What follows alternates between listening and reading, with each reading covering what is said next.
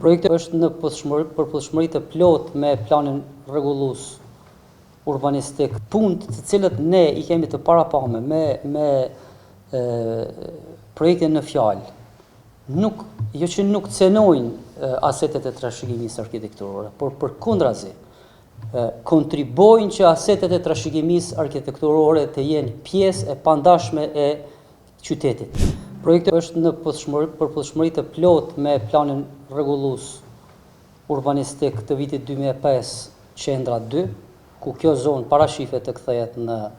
pedonale apo në rrugë përkombësor. Gjithashtu është në përputhshmëri të plotë edhe me planin zhvillimor urban të vitit 2013, ku e parashef komplet aksin Nëna Terezë deri tek flamurin hyrje. Ka qenë krejt një situatë e papritur, ne do të ulemi dhe bashkë edhe me zyrën ligjore do të shohim fillimisht se edhe cilat janë kompetencat e institucionit gjejës për me marrë masat radikale çfarë i ka marrë, por nuk jemi në gjendje që sot ta japim një përgjigje konkrete, meqense është çështje juridike të cilën ne do ta trajtojmë edhe do ta ndajmë pastaj. Punët të cilët ne i kemi të parapame me projektin në fjalë, jo që nuk cenojnë asetet e trashëgimisë arkitekturore, por përkundrazi kontribojnë që asetet e trashëgimisë arkitekturore të jenë pjesë e pandashme e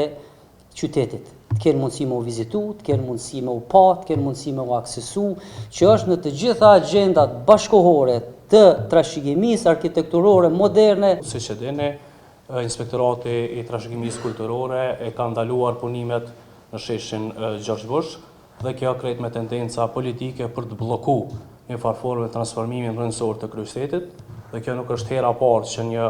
gjë e tillë apo proces i tillë po ndodh. Kemi rastin e Unazës së Jashtme, kemi rastin e ishullit urban që lidh Arbërinë me Platon dhe pastaj edhe raste tjera specifike si rruga A kështu me radhë. Prandaj kjo konferencë dedikohet sqarimit të opinionit publik, sa i përket asaj se si Komuna e Prishtinës respektivisht kryeqyteti me drejtoritë përkatëse në mënyrën më të mirë të mundshme kanë përgatitur projektin për sheshin Gjergj Bush, kanë plotësuar gjitha kërkesat që i takojnë në procedura administrative me i përmbyll dhe kësaj është bllokuar edhe ky